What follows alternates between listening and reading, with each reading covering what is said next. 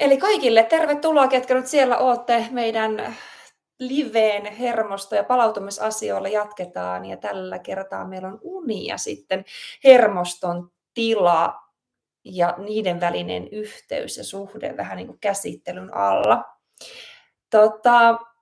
Laittakaa kommenttia hei tähän alkuun ennen kuin mennään itse asiaan. Miten te tällä hetkellä arvioisitte teidän hermoston tilat? Minkälainen fiilis siis tällä hetkellä on? Ja jos tämä kysymys nyt tulee vähän nopeata, niin voisi jopa tehdä niin, että joko laitatte vähän silmät kiinni, toivottavasti paikka on nyt semmoinen, missä olette, että voitte olla rauhassa, ei ole hirveästi häiriötekijöitä, ja hetken aikaa kuulostelette, mitä siellä kropassa oikein tapahtuu. Eli ihan minkälainen on olotila, onko rauhallinen vai ehkä levoton? Miltä hengitys tuntuu? Tuntuuko rauhalliselta, levolliselta? Vai onko kenties semmoista pinnallista? Vaikea hengittää? Tuntuu, että tarvii vetää happea? Tunnetko jännitystä kehossa jollain tavalla? Hartioissa, niskoissa, vatsassa? Ja sitten ihan ajatusten tasolla, niin tuntuuko, että on semmoinen levollinen olo niin, että mieli on kirkas vai onko vähän semmoinen tahmea tai sumuinen olo? Nämä voi olla sellaisia asioita, mitä esimerkiksi voi tarkastella itsessään, kun pyydän arvioimaan omaa hermoston tilaa tällä hetkellä. Ja jos tosissaan pystyt siinä näpyttelemään ja laittaa chattiin viestiä, niin olisi kiva kuulla, että onko se olo nyt enemmän semmoinen levollinen, rauhallinen vai tuntuuko vaikka semmoista levottomuutta tai jännittyneisyyttä siellä kehossa. Ja jos ei tunnu miltään tai ei osaa arvioida tai tuntuu, että nyt mä en yhtään osaa sanoa, niin se ei haittaa. Me tänään jutellaan vähän siitäkin, mistä se voi kenties johtua, että omaa kehoa on vaikea arvioida, omaa hermostoa on vaikea arvioida, ehkä siihen kehoon on vaikea löytääkin sitä yhteyttä. Ja mä uskon, että aika monella se tilanne on juurikin se, jos ei koko aikaa, niin ainakin osan aikaa, yleensä myös nimenomaan siellä työpäivän aikana, koska kun meitä viestejä ei keholta kuulla selkeästi kirkkaasti, niin silloin tapahtuu myös sitä viestien ohittamista ja tarpeiden ohittamista, mikä sitten yleensä johtaa esimerkiksi stressiin ja ylikuormitukseen. Sieltä tuli kommentti, että olo on melko levollinen, vaikka on junassa liikkeellä.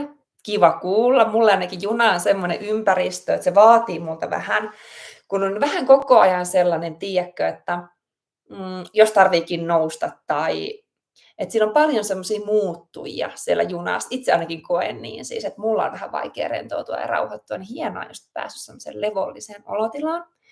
Ja siellä toinenkin kommentti, että rauhallinen, levollinen, ihanaa, niin mä toivonkin, että tälleen sunnuntaina, varsinkin jos on ollut vapaa viikonloppu, niin soisin, että kaikilla olisi, mutta tietenkin riippuen siitä, että mistä tilanteesta olet nyt tähän hetkeen tullut. Mutta yksinkertaisimmillaan siis tällaista pientä skannaamista, kun oppisi tekemään säännöllisesti pitkin päivää. Se voi olla hyvin nopea, puoli minuuttia kestävä juttu, mutta vähän niin kuin tsekata, että missä mennään nyt.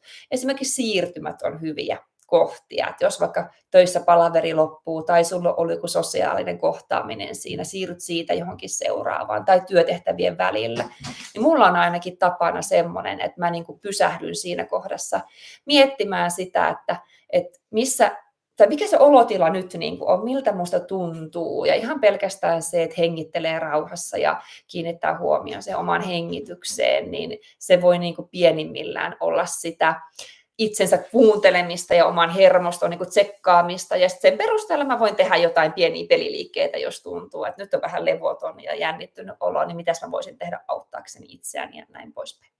Että näitä harjoitteita varmaan aika usein, jos olette webinaareissa ollut tai tämän tyyppisellä luennolla tai muuta, niin näitähän tehdään, mutta ihan syystä, ja mun mielestä ne on ihan arjessakin toimivia juttuja, että ne vaan täytyy jotenkin saada istutettua sinne arkeen. Mutta hyvä, lähdettiin kuitenkin pienellä itsensä kuuntelulla liikkeelle, ja tärkeä juttu nimenomaan onkin ehkä siinä, että tätä niin kuin oppisi tekemään. Mutta ennen kuin me mennään niin kuin hermoston tiloista niin kuin puhumaan niihin ratkaisukeinoihin ja niihin, niin mä voisin lyhyesti käydä vähän läpi sitä, että mitä mä tarkoitan näillä ylivireys, alivireys, jopa shutdown-tilalla, mitä tuossa live-markkinoinnissakin käytin tämmöisiä termejä. Nämä on ehkä osalle tuttuja, mutta käydään läpi nopeasti niin, että ollaan samalla viivalla kaikki. Eli silloin, kun meidän hermosto on ylivireä, virittynyt, niin me ollaan meidän hermoston, sympaattisen hermoston puolella. Nähtävästi mullakin lomamoodi päällä, että ei pääse edes ammattiterminologiaan kiinni. Eli kun me ollaan stressihermoston ja ylivireyden puolella, me ollaan sympaattisen hermoston kanssa tekemisissä. Ja se on se meidän niin sanottu stressihermosto, se mikä aktivoituu silloin, kun tarvitaan toimintaa. Meiltä vaaditaan jotakin, niin siellä meidän vireystila nousee ja sympaattinen hermosto lähtee aktivoitumaan. Ja se on siis ihan normaalia ja sen kuuluukin tehdä niin. Stressi kuuluu elämään. Meillä kuuluu olla pieniä stressipiikkejä päivän mittaan, koska ne on just niitä, jotka vie eteenpäin, saa aikaan toimintaa. Mutta sitten kun tilanne on ohi, niin meidän pitäisi sieltä sympaattisen hermoston puolelta laskeutua ehkä jopa lepotilaan parasympaattisen hermoston puolelle, jossa tapahtuu sitten palautumista. Ja normaalistihan tämä niin kuin autonomisen hermoston tasapaino toimii ihan itsestään, niin siihen tarvitse kiinnittää huomiota, mutta nykymaailmassa, missä meillä tulee niitä sympaattisen hermoston, niin stressihermoston ärsykkeitä todella paljon, vaikka jo ihan ajatellaan teknologian näkökulmasta, niin kaikki se puhelimen piippaaminen, informaatiotulva eri kanavista, mikä meille tulee pahimmillaan jo heti herätessä tai heräämisen yhteydessä tulee ne ensimmäiset triggerit sinne, jotka saa stressihermoston aktivoitumaan. Niin me tarvitaan tietoisia keinoja myös tuoda sitä lepoa, eli parasympaattisen lepohermoston aktivoimista siihen mukaan siihen kuvioon, jotta meille tulisi myös päiväaikaan palautumista ja meillä säilyisi sellainen tietynlainen tasapaino siellä. Mutta koska se tasapaino on aika monella hakusessa, niin me ollaan siis siellä stressihermoston puolella liian pitkään, silloinhan ne ongelmat alkaa. Eli niin kuin sanoin, stressi itsessään ei ole ongelma, me tarvitaan sitä, mutta pitkäjaksoisena alkaa tulla ne haittavaikutukset, tai jos sitä on hirveän korkeita määriä pitkin päivää. Ja silloin voi olla se ylivireystila, minkä ehkä yleisimmin ihminen tunnistaa.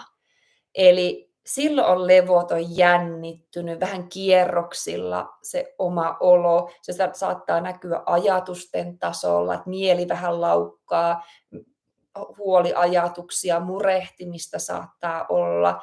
Mutta myöskin voi olla vaikeus asettua, rauhoittua, lepäämään vaikka työpäivän jälkeen tai siinä työpäivän aikana pitää taukoja. Eli tämmöisestä me monesti huomataan sitä levottomuutta meidän kehossa. Sitten se voi näkyä ärtyneisyytenä, eli pinna on vähän kireämpi.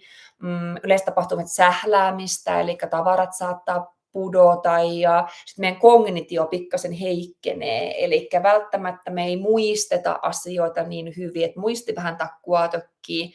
Tulee tämmöistä pientä kaikenlaista. Ja se on usein aika selkeä homma.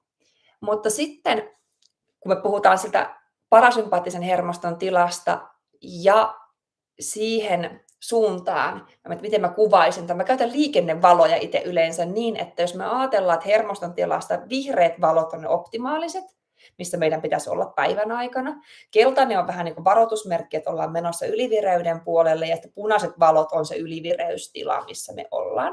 Niin sitten voisi oikeastaan olla vielä siniset valot, jotka olisi sitten alivireystila, ja pahimmillaan se tarkoittaa burnouttia, eli uupumustilaa. Alivireystilassa meidän keho lähtee itse ajamaan toimintoja alas, jotta se suojelee itseään ylikuormittumiselta. Eli se on tämmöinen ihan luonnollinen varotoimenpide, joka tulee kuvioon mukaan, kun kuormitusta on liian pitkäjaksoisesti.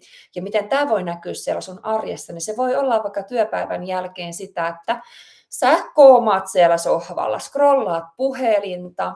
Mä muistan ainakin mun omasta niin kun unettomuusvuosista ja silloin kun oli paljon kuormitusta ja olin uupunut siinä loppumetreillä, niin kyllä mä niin kuin rupisin vetäytymään. Eli muun ei saanut yhteyttä. Mä olin siellä puhelimella, sohvan nurkassa, tuijotin telkkaria ja puoliso joutui monta kertaa sanoa, että hei, kuunteletko sä edes, että siis alkoi keho itse jo, niin kuin vetäytymään ja huolehtimaan siitä, että nyt meidän pitää palautua, levätä, rauhoittua, jotta meillä on jotain edellytyksiä edes toipua tästä päivän kuormituksesta. Tunnistaako moni nyt tämän ylivireys, alivireys? Onko nämä niin kuin selkeät olotilat? Huomaatteko arjessa, kun nämä pamahtaa päälle? Koska kaikessa tässähän on sit huomaamisesta niin kuin ensin kyse. Eli se huomaaminen on edellytys, että me voidaan lähteä säätelemään, auttaa itteemme. Niin on tosi tärkeää, että nämä kaksi eli eri hermostollisen tilan niin kuin ääripään oiretta tunnistaa itsessään.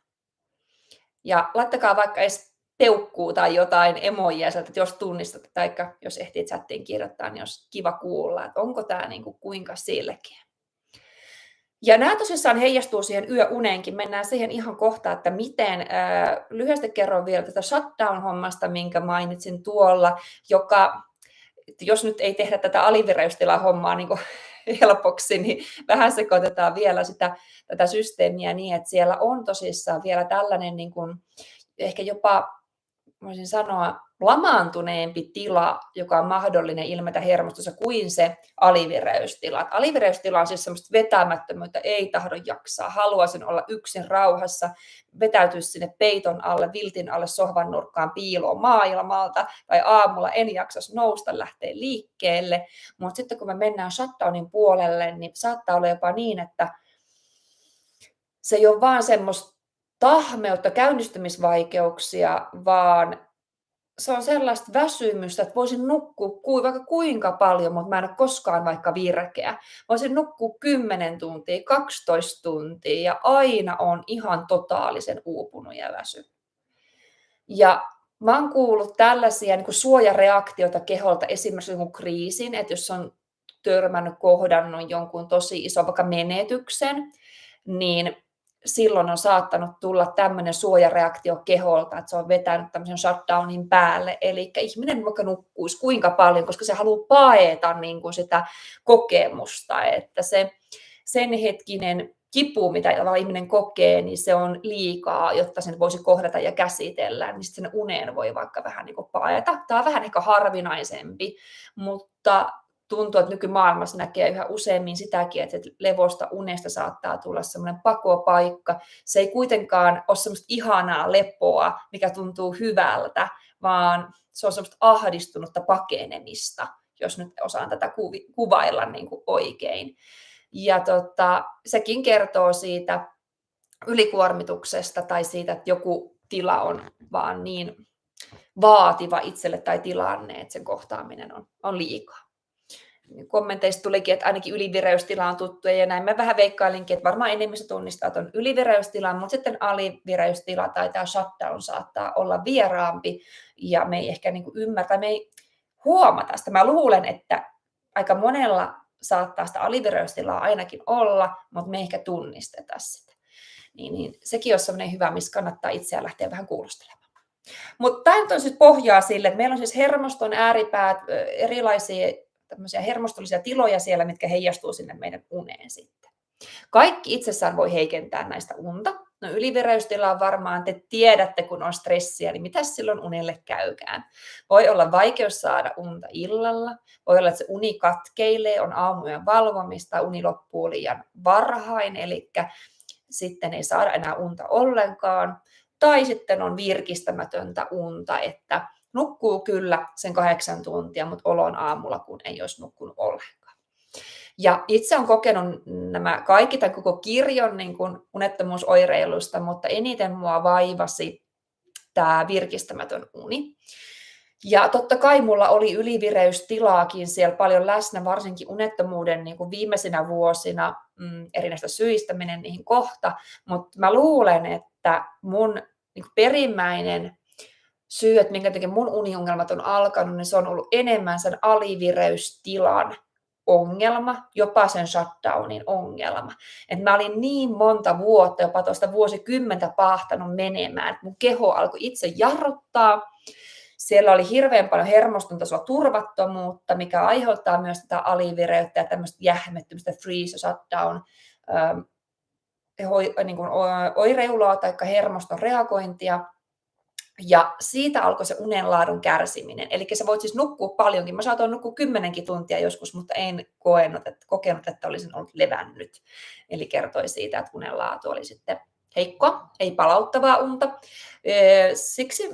Miksi tätä on haastavaa joskus pongata esimerkiksi itse tällä hetkellä, kun hermosto toimii aika normaalisti, niin mähän pystyn vaikka Ouran avulla HRVstä kyllä näkemään, että onko mun keho palautunut vai ei. Et jos mulla on matala leposuke yöllä, iso HRV, eli sykevälivaihtelu on niin kuin suurta. Mä tiedän, että mun keho on palautunut ja mulla on asiat hyvin. Ja jos taas päinvastoin leposyke nousee, laskee tosi myöhään illalla, ja mä tiedän, että mulla on kehossa kuormitusta ja yöuni ei ole ollut palauttavaa. Mutta sitten kun me mennään tuonne alipalautumisen ja shutdownin puolelle, niin itse asiassa arvot sen, että saattaa näyttää todella hyvältä. Eli kun se meidän keho laskee niitä kehon toimintoja, elintoimintojakin alas, niin sydämen syke saattaa hidastua, HRV saattaa pompata ja näyttää tosi hyvältä, mutta silti meitä väsyttää, silti on tahmea olo, mikä kertoo sitä, että se hermosto on epätasapainossa kuitenkin siellä, että kun ei se ole optimaalisessa normaalissa tilassa, vaikka se näyttää näiden lukujen valossa, niin hyvältäkin jopa. Eli siinä mielessä haastava tunnistaa näinkin, jos käyttää apulaitteita mittaamiseen. Voisin kuvitella, että joku Oura näyttää tämmöisen shutdownin niin tosi positiivisena kokemina. Ja mulla itse asiassa onkin kokemusta sen verran siitä, että kun on menettänyt läheisiä ihmisiä, niin suru on mulla muun muassa yksi sellainen. Mä saatan mielestäni nukkua tosi hyvin. Ja mä ihmettelinkin aina, että miten voi olla, että mä nukun näinkin hyvin tämmöisen kokemuksen, tämmöisen niin kuin tunteen kanssa, mikä on tosi musertava ja suuri. Niin enhän mä nukukaan ihan hirveän hyvin tosiasiallisesti, mutta syke ja kehon tämmöiset signaalit näyttää Ouran näkökulmasta niin kuin hyviltä. Että sinne vähän tulee väärin tulkintaa laitteelta totta kai silloin siitä. Ei ole ihan kartalla, missä mennään. Eli tämmöisiä reaktioita niin kuin voi tulla, ja näin se yleensä näkyy kehon tasolla, mikä tarkoittaa unessa sitä, että jos meillä on se ylivireystila ja meillä on sitä stressiä kehossa, ja tosissaan meidän sydän reagoi siihen niin, että meidän leposyke nousee mahdollisesti, sykevälivaihtelu huononee, niin se tarkoittaa yleensä sitä, että keho on liian kierroksilla, jotta me saataisiin unen päästä kiinni. Meillä on kortisolitasot niin korkealla elimistössä, että meidän levollinen nukkuminen on vaikeaa, tulee sitä aamuin heräilyä ja näin poispäin. Ja taas sitten, kun me ollaan alivireystilassa, unta voi riittää tosi paljon, tai se shutdownin puolella varsinkin, me voidaan nukkua todella paljon, mutta ei se uni ole tavallaan tervettä kummassakaan tapauksessa, vaikka me saataisiin kasaan se 8 tuntia vaikka sitä unta, jopa enemmän joskus. Eli tämä meidän hermosto määrittelee meidän palautumisen hyvin pitkälti. Ei se sängyssä vietetty aika, ei edes se nukuttu aika, ei edes se sohvalla lepuuttelu. Että jos me ajatellaan näin, että kun me vaaka-asentoon ja mä varaan nyt aikaa tälle palautumiselle, niin näinhän se homma toimii. Niin se itse asiassa ei pidä paikkaansa, vaan palautuminen alkaa meissä sisältä käsin. Eli ei ne olosuhteet sinällään vielä itsessään tai se sohvalla vaikka lepuuttelun tee mitään meille. Eli meidän täytyy myös hermoston tasolla päästä semmoiseen turvalliseen tilaan, jossa palautuminen voi käynnistyä. Ja hyvänä esimerkkinä tästä on se vaikka, että me voidaan olla vaikka useampi tunti illalla siellä sohvan nurkassa, katsoa jotain leffaa, jotain normaalisti mukavaa, kivaa tekemistä, mistä me yleensä iloitaan ja nautitaan, mutta yksikin ahdistava ajatus siellä taustalla, joku huoli liittyen talouteen, työasioihin, terveyteen, saattaa siellä pyörittää tai olla sen verran taustalla vaikuttimena, että se aktivoi meidän hermostoa niin, että ei tule minuuttiakaan palautumista, vaikka me ollaan sohvalla oltu tuntitolkulla. Mä oon nähnyt tämän itselläni monta kertaa, ja totta kai nämä älylaitteet niin kuin auttaa siinä niin kuin havaitsemaan tätä hermostollista tilaa, mutta kyllä mä tunnen sen myös itsessäni, että vaikka mä nyt olen tässä pötkötellyt, niin ei tämä olo ole samanlainen, ja varsinkin siellä alivireystilan tai shutdownin puolella, niin kun mä sanoin, että se lepo ei ole semmoista ihanaa, se ei ole semmoista, oi öttö, miten kiva on olla tässä näin ja ottaa tämä hetki itselle, tai voi öttö, miten ihanaa on päästä nyt nukkumaan illalla, vaan se on enemmän just semmoista, että haluan pakoon tätä pahaa maailmaa ja jotenkin semmoista vetäytymistä, piiloutumista, ehkä semmoista ahdistavaa pakenemisen tunnetta niin kuin omasta elämästä, jos nyt voisi näin radikaalisti oikein tämän ilmasta. Eli nämä tunnetilat voi jo kertoa sen sulle, että vaikka nyt tosissaan nukuin, niin en sitten kuitenkaan ehkä ole palautunut täysin. Ja mä toivoisin, että nyt mietitte, pohdiskelette tätä vähän omalta osalta, että jos olette joskus aamulla herännyt ja varmasti joskus olette, että vaikka te nukkunut niin kuin riittävästi noin tuntimäärästä, mutta olo ei silti olekaan ihan sellainen kuin pitäisi, niin saatte ehkä kiittää tästä ajatuksesta, että okei, että siellä on voinut olla jotain tämmöistä taustalla silloin, kun näin on käynyt. Tai jos on ollut uniongelmia enemmänkin, niin ehkä näistä voisi joku selittää jopa sitä, minkä takia uniongelmat on alkaneet tai mikä siihen on saattanut liittyä. Eli pointti oli se, että pelkkä lepo ei riitä siihen palautumiseen. Eli palautuminen tehdään sisältäpäin ja oma hermoston tila tai semmoinen tila, mikä pitää saavuttaa, mikä sitten mahdollistaa myös sen syvän palauttavan unen. Ja mistä sitten tietää sen, tai että se palautuminen on vajaa tai reagoida, no se on tietenkin sitten vaikeampi kysymys. Joku laite voi auttaa siinä, taikka hyvä itsetuntemus, että tunnistan sen, että en ole täysin palautunut, ja siitä huomaamisesta meidän täytyy lähteä liikkeelle. Sitten voidaan vähän tarkastella työkaluja, että mitä sille sitten voisi tehdä. Ja ehkä ensimmäinen sellainen juttu, tietenkin mitä voitaisiin ajatella, varmaan mennään ylivireystilan kautta. Mietitään sitä, koska se on varmaan se yleisimmin tunnistettavissa oleva ja sen vaikutukset siihen uneen on niin kuin meille aika selkeät. Niin kyllä mä siinäkin tilanteessa, niin kuin näissä muissakin turvallisuuden tunteen lisäämisestä niin kuin lähtisin, aika abstrakti, mitä ihmettä tuosta tarkoittaa, niin se voi nyt yksinkertaisemmillaan olla sitä, että me rauhoitetaan jostain meidän päivää. Eli niin kuin tuossa alussa vähän tämä kehoskannausajatusta käytiin läpi, että kuunneltaisiin vähän meidän kehoa ja sen tarpeita, niin sitä meidän pitäisi opetella kyllä tekemään jo pitkin päivää. Ja yksinkertaisimmillaan ehkä mä ajattelen, että perustarpeista huolehtiminen on jo sitä, että me luodaan semmoista turvallista suhdetta siihen omaan kehoon. Ja mitä tarkoitan tällä, niin ihan vaikka nälkä, jano, vessahätä on sellaisia asioita, mitkä on meidän niin perustarpeita, mitkä meidän täytyy täyttää, mutta jostain kumman syystä niin työpäivän aikana niin saattaa olla hyvinkin, että on paljon kiireellisempää, ja me sivuutetaan kehon viestejä siitä, että olisi nälkä, olisi jano. Aina on se joku yksi juttu, minkä mä voin vielä hoitaa, ja se nälkä voi odottaa, ja hupskeikkaa menikin tuntia, nyt onkin jo ihan hirveä nälkä. Tai se vessahätä, jos ajatellaan, että mä äkkiä kirjoitan sähköpostin loppuun, ja sitten mä menen sinne vessaan. Niin yksinkertaisesti tällä tavalla, jos me toimitaan, niin kehohan näkee sen niin, että okei, että meidän hienovaraiset pyynnöt ei tule nähdyksi, pitää alkaa vähän ylikorostamaan tätä. Eli jos kukaan on ollut ylikuormittunut ja kokenut sen aikana sen jälkeen, että on jäänyt vähän tämmöistä herkkyyttä, että keho reagoi tosi herkästi kaiken näköiseen kuormitukseen, niin yksinkertaisesti syy voi olla siinä, että meidän kehon on pitänyt opetella reagoimaan jo todella pieneenkin ärsykkeeseen saadakseen meidät toimimaan, kuuntelemaan. Ja jotta me voidaan turvallista suhdetta niin kuin rakentamaan uudelleen, niin kyllä meidän perustarpeet täytyy ainakin ottamaan tosissaan. Eli huomioida sillä tavalla itseämme ja tuoda sitä turvan tunnetta. Eli siis säännöllinen ruokarytmi, kehon viestien kuuntelu siinäkin, juodaan ennen kuin on jano. Tästä voinkin ottaa jo heti hörpyn, kun puhun asiasta ääneen. Eli huolehditaan siitä, että ne meidän tarpeet, me voidaan huolehtia niistä ennen kuin tarvii mennä sen nälän vaikka tosi suureksi.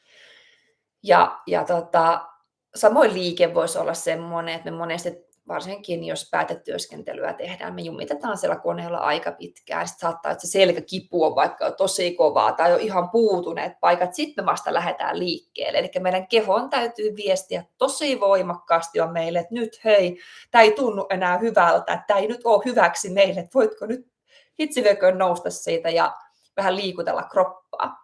Niin tällaisten asioiden niin kuin huomioiminen voisi olla jo yksi sellainen, millä me saadaan tietenkin taukoja mukavasti sinne päivään, mutta yksi peruste sille voisi olla ihan se pelkästään, että me opetellaan kuuntelemaan meidän kehon viestejä paremmin. Onko tässä mitään järkeä? Laittakaa jotain kommenttia, reagointia, että kuulostaako tämä sellaiselta, mikä olisi niin kuin teille järkeenkäypää teidän arjessa. Että tällä tavoin voisi lähteä lähestymään sitä itsensä kuuntelua. Ja sitä kautta sitten, kun me kuullaan, niin me voidaan lähteä vaikuttamaan asioihin.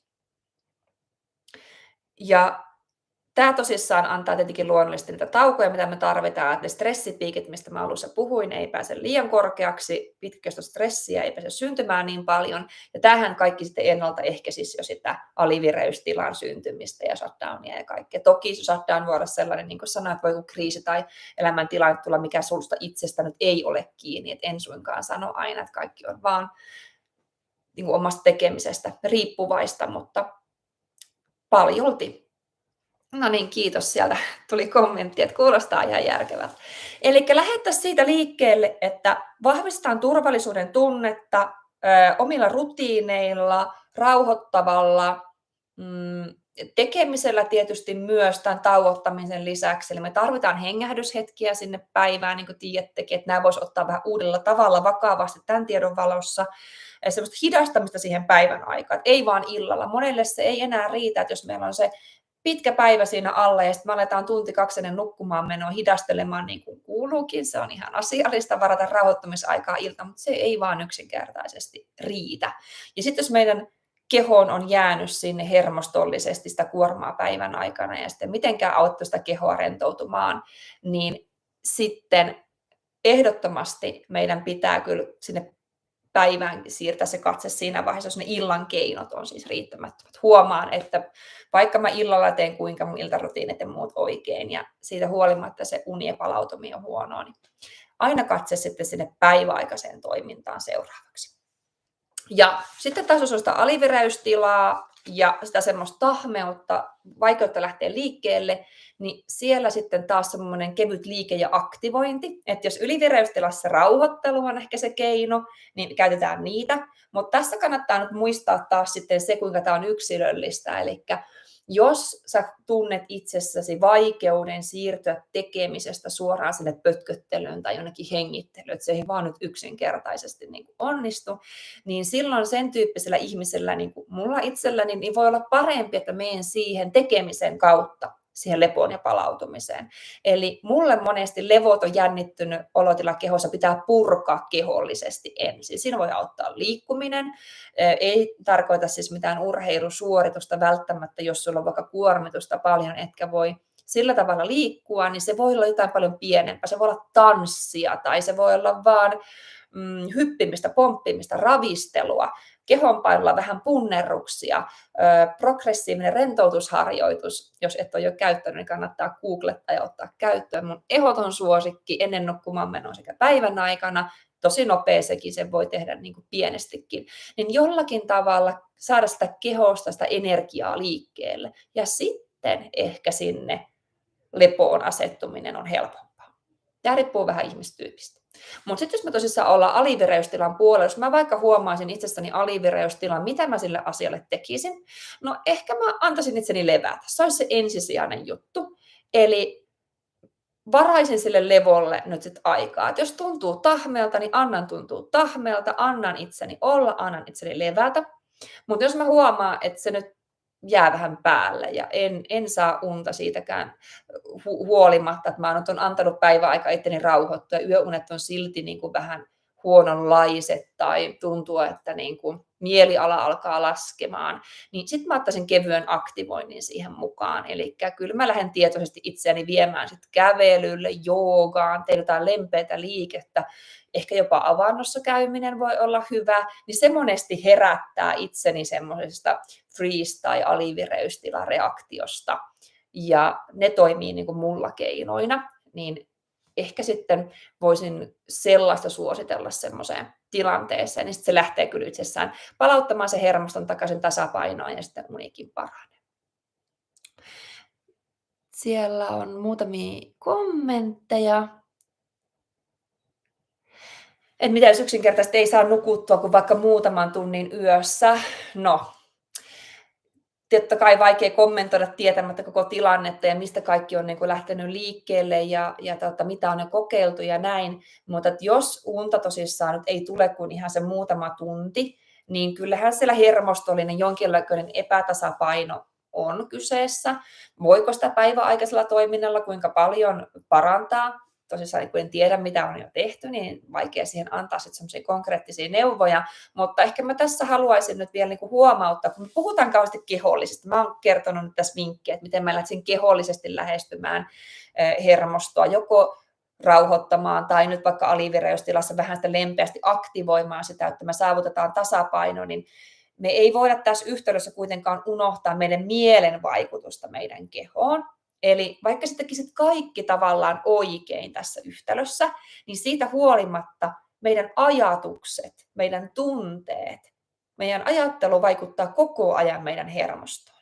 Eli yksikin ahdistava ajatus, niin kuin tuossa aikaisemmin mainitsinkin, voi jo nostaa sitä vireystilaa niin paljon, että uni ei vaikka tule. Ja tämä voi olla tosi alitajuinen. Otetaan nyt tämä unettomuus ihan nyt esimerkkinä, kun siitä oli kysymys. Eli kun itse on ollut uneton, niin mulla on alitajunnassa ollut koko ajan se huoli ja pelko sitä mun unettomuudesta niin vahva, että pelkästään jo se pelko on virittänyt mun hermostoa niin paljon, että se levollisesti nukkuminen on ollut mahdotonta. Eli vaikka mä oon kuinka päivän aikana säädellyt mun hermostoa, niin se ei ole ollut riittävää, koska mä en ole työstänyt niitä mun uskomuksia, mun pelkoja, mun ajatuksia, vaikka se unettomuuteen liittyen. Tämä voi olla yhtä lailla työhuoli, terveyshuoli, taloushuoli, joku mikä jyllää siellä taustalla, mikä vaikeuttaa sitten sitä nukkumista tai heikentää unen laatua. Silloin totta kai kehollisetkin keinot on hyödyllisiä. Ne auttaa kyllä säätelemään sitä tasapainoa, mutta ratkaiseeko ne itse ongelman? Ei tietenkään. Silloin ne on vain säätämiskeinoja, säätelykeinoja, ei ratkaisuja siihen itse asiaan. Että kyllähän se taustalla oleva huoli tai ongelma pitää saada jollakin tavalla. Jos nyt ei ratkaistua, niin kuin me kaikkea ei aina elämässä voida ratkaista, vaikka haluttaisiinkin, niin jonkinnäköinen rauha pitää saada kuitenkin asioiden suhteen. Niin tämä voi olla myös tärkeää huomioida.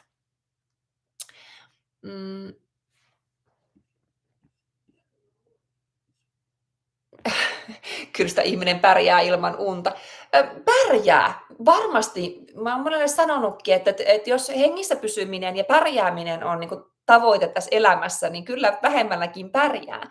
Mutta millaista se elämä on siinä vaiheessa ja voisiko se olla kuitenkin tavoite meille tai toivoa itsellemme vähän elämältä enemmän, niin näin mä ehkä ajattelisin unenkin kohdalla, että kyllä mä kuitenkin näkisin, että se 7-9 tuntia jokaisella aikuisella olisi kuitenkin se tavoite ja tekee sitä elämästä kuitenkin mielekästä ja semmoista elämisen arvoista.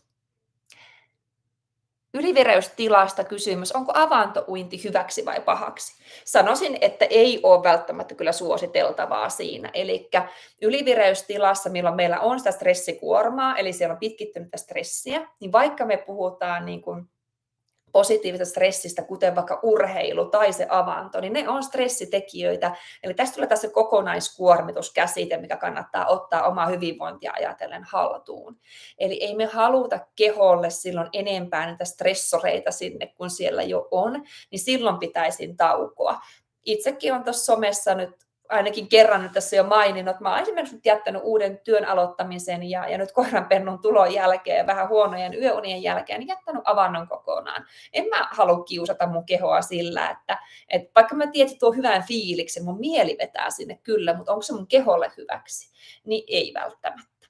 Ja monihan kokeekin, että saattaa olla, että avanto jopa sit aiheuttaa jonkinnäköisiä rytmihäiriöitä tai muuta epämukavaa tuntemusta silloin, kun on kuormittunut. Ja niitä viestejä kyllä kannattaa herkästi kuunnella.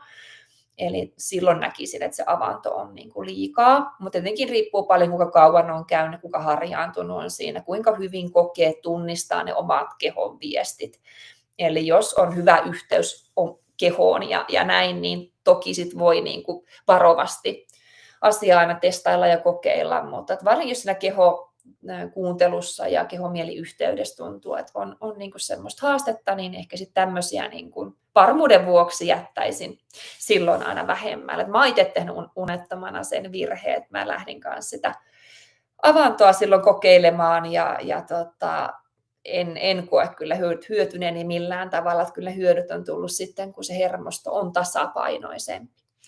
Ja niin kuin musta tuntuu, me ollaan puhuttu nyt puoli tuntia yli tästä aiheesta. Tässä on niin paljon puhuttavaa, niin paljon näkökulmia, ja niinhän se onkin, että tämä on tosi vaikea saada puolen tuntia niin kuin pakettiin, mutta mä toivon, että mä vähän pystyn nyt avaamaan sitä, että miten nämä eri ääripäät ehkä näkyy siellä arjessa, ja miten ne tosissaan kaikki voi omalta osaltaan vaikuttaa sinne unenlaatuun, joten ei ole aina niin yksioikoista, että mistä uniongelmat alkaa tai syntyy, mikä siellä vaikuttaa, mutta kuitenkin se on aina kytköksiä siihen meidän hermoston tilaan. Se on ihan selkeä. Mikä se kuormittava tekijä on? Onko se ne kovat fyysiset kuormitustekijät elämässä vai onko se enemmän henkisellä puolella sekä että? Niin näähän toki sitten täytyy arvioida aina niin kuin henkilökohtaisesti, että mistä se mun kuormitus syntyy minulle.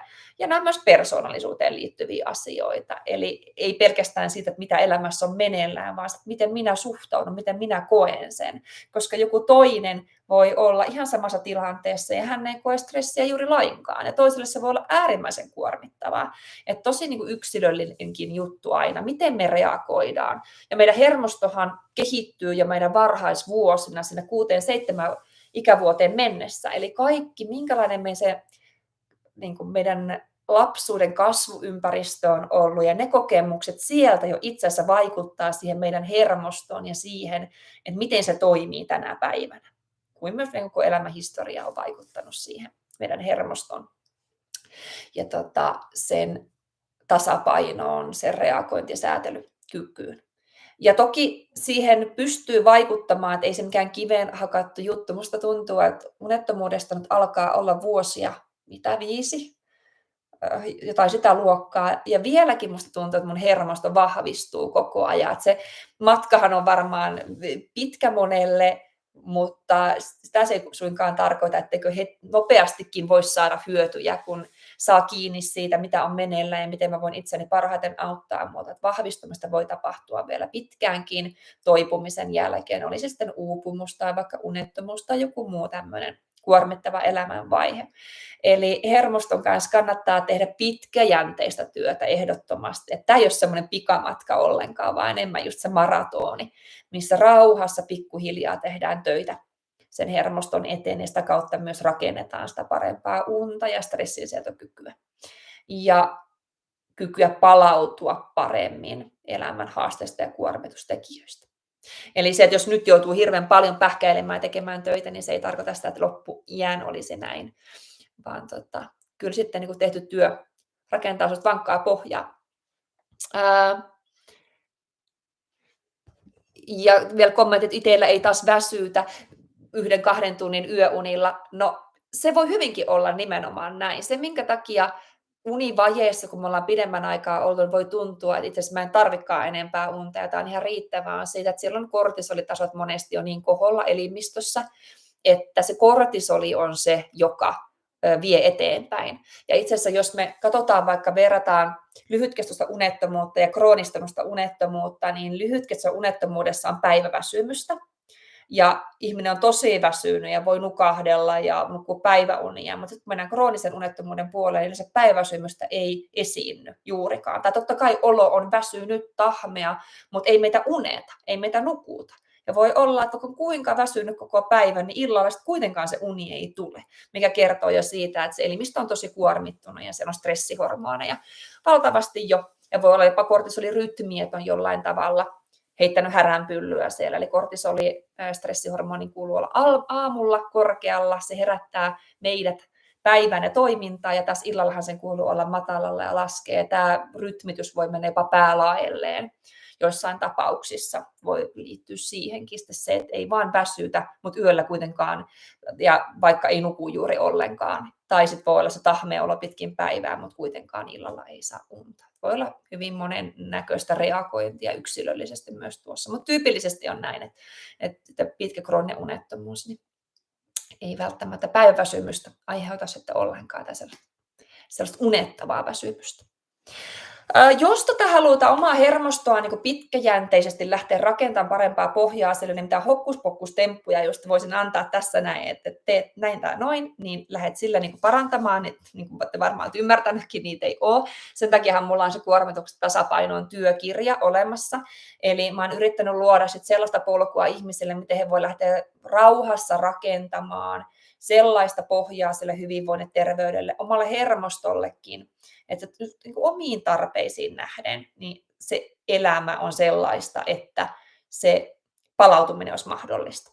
Ja se lähtee jo ihan siitä liikkeelle, että meidän elämässä tai se pitää sisällään oikean näköisiä asioita, ihan arvopohjasta, arvomaailmasta lähtien, koska arvoristiriidat on just niitä yksiä asioita, mitkä voi siellä taustalla kuormittaa.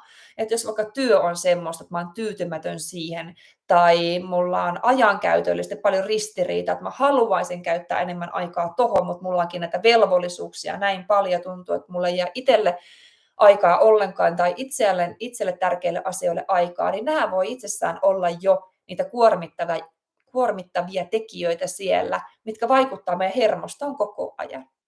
Eli siellä lähdetään siellä työkirjan parissa niin työskentelee tosi juuritasolta. Sitten siellä on tämä kokonaiskuormituskäsite, mistä tässäkin oli puhetta, eli miten tavallaan kokonaiskuormitusta opitaan hahmottamaan, mitä kaikkea siihen liittyy. Ihan päivittäin sellaisia kuormitustekijöitä.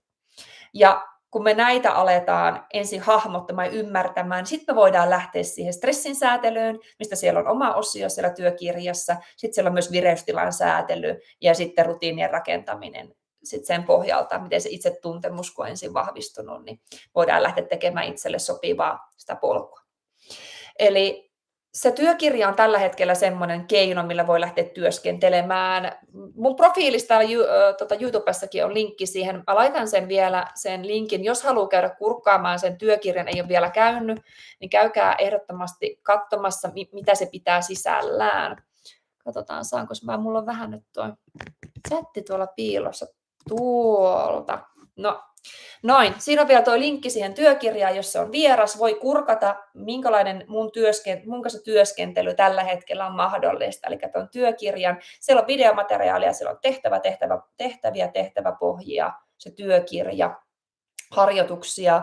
Ja se on niin kuin pitkällä tähtäimellä. Se on se maratonihomma, mistä mä puhuin. Eli ei semmoisia pikafiksejä ratkaisuja, mutta pitkäjänteisempää työskentelyä varten. Haluaisiko joku kysyä nyt tähän vielä? Laittakaa ehdottomasti kysymyksiä nyt vielä, miten mä voisin auttaa teitä tässä hermoston tila-asiassa. Me muutama minuutti voitaisiin käyttää vielä kysymyksille ennen kuin lopetellaan.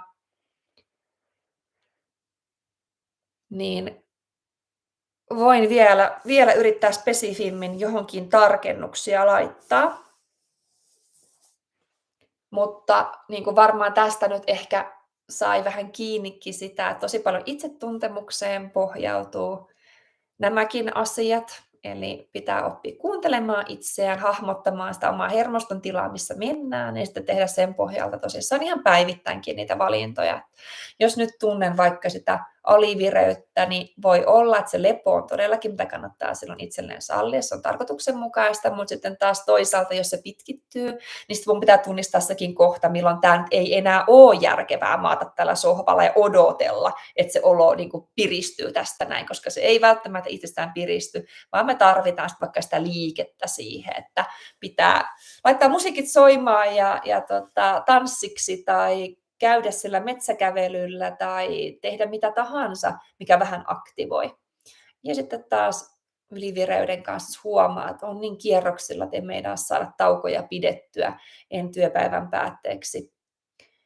Pysty menemään sinne sohvalle lepäämään, tai jos menenkin, niin ollaan silti edelleen levoton, jännittynyt, ei tule todellista rentoutumista, niin sitten lähteä sitä omaa päivää jo miettimään, että okei, että miten mä voisin tätä tahtia rauhoittaa niin, että mun olisi helpompaa sitten päivän päätteeksi siirtyä sinne leputtelun puolelle.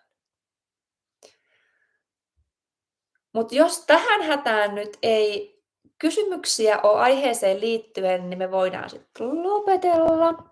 Ja täältä tuli vielä yksi. Niin vaikea tunnistaa, tarvitseeko sitä lepoa vai pientä liikettä. Mä ymmärrän ton. Ja tämä on varmaan yksi se ongelma, että me ei tunnisteta sitä riittävän hyvin, että mikä nyt olisi parhaaksi. Ja se tulee vähän joskus semmoisen erehdyksen kautta se oppiminen, voisi sanoa. Eli mä ainakin itse sitten huomaan, että jos mä nyt olenkin lähtenyt sinne liikkumaan ja se oli liian aikaista tai se liikkuminen on ollut liian kuormittavaa, niin kyllä mä siinä seuraavassa yössä sen sitten näen, että mulla on vielä väsyneempi olo, mä en saa unta ollenkaan tai se katkeilee vielä enemmän. Eli tavallaan sitten huomaat, että no niin, okei, väärä arvio, virhevalinta, ensi kerralla yritän paremmin saada kiinni siitä, mitä todellisesti niin tarvitset. Mieli ainakin mulla vie kyllä monesti ja keho vikisee sitten vähän perässä, että sitä vikaa löytyy itseltä. Niin sekin on niin kuin hyvä toisaalta sitten sallia itselleen tämmöiset erehdykset ja olla itsemyötätuntoinen, että niin se oppiminen myös monesti tapahtuu meillä, että meidän täytyy tehdä vähän niitä virheitä ja sitten oppia niistä. Mutta tuon alivireyden kanssa, niin kuin mä sanoin, niin ensin mä antaisin sitä lepoa ja malttia, ja jos tuntuu, että se jatkuu, menee useampi päivä, niin sitten mä lähtisin varovasti sitä aktivointia kokeilemaan. Ja sitten taas tuon ylivireyden kanssa, että joskus tulee päivä 2, mikä voi olla ihan normaalia, että vähän jää kierrokset päälle, mutta jos itsestään se homma ei lähde sitä rauhoittumaan, niin sitten hyvin varhaisessa vaiheessa puuttuisin siihen ja sitten rauhoittaisin. Tämmöinen palautumispäivä esimerkiksi, mitä mä harrastan. Minusta semmoinen kuuluisi kerran kuussa meille kaikille, mikä on semmoinen pyjamapäivä, tiedätkö, että silloin vaan Netflixiä tai kirjaa, jotain herkkuja, ruuat valmiina, kaikki ei tarvitse tehdä mitään, mikä tähtää mihinkään suoritukseen, vaan saa vaan olla, köllötellä, nauttia. Päivä saa olla jopa semmoinen, että päivän päätteeksi mua yleensä tylsistyttää. Mä oon aivan puutunut. Semmoinen olo, että voi ei, tulisi jo yö ja seuraava päivä, että mä en jaksa enää tätä pötköttelyä.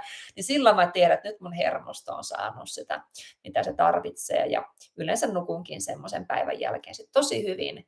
Ja seuraavana päivänä on ihan uutta energiaa. Mutta totta kai, jos on pitkittyneitä uniongelmia, niin ymmärrän, että se ei ole välttämättä yhdellä tämmöisellä korjattu ollenkaan, vaan enemmän sitten just lähtisin sinne alitajunnan ja oman mielen vaikutuksia myös miettimään siihen meidän hermostoon. Että jos vaikka sitä unettomuudesta, uniongelmista on tullut sitä pelkoa, huolta sille taustalle, niin sekin pitää käsitellä ja kohdata. Silloin ei pelkästään nuo keholliset menetelmät yksin riitä. Mutta mä haluan kiittää kaikkia teitä, ketkä olette tänään paikalla. Meillä taas meni nopeasti melkein 50 minuuttia, eli asiaa riitti tästä, vaikka ajattelin, että tämä on varmaan alle puolestunnissa läpikäyty, mutta näin kävi taas. Toivottavasti saitte tästä ajatuksia ja vinkkejä sinne omaan arkeen. Ja sitten me nähdään seuraavan liven parissa. Nyt en ole vielä muuten aihetta päättänyt, joten jääköön yllätykseksi. Ja mä laittelen sitten taas uutiskirjeen puolella, minkä muuten voi käydä mun nettisivuilta tilaamassa unelvoima.fi. Ja resurssit ainakin siellä alalaidassa löytyy. Ja Instagramista löytää linkin, mistä voi käydä uutiskirjeen tilaamassa. Niin silloin saa aina ne ajantasaiset tiedotteet siitä, että mitä tapahtuu milloinkin. Mutta myös Instaa seurailemalla. Kiitos kaikille ja palaillaan seuraavan liven parissa. Moi moi!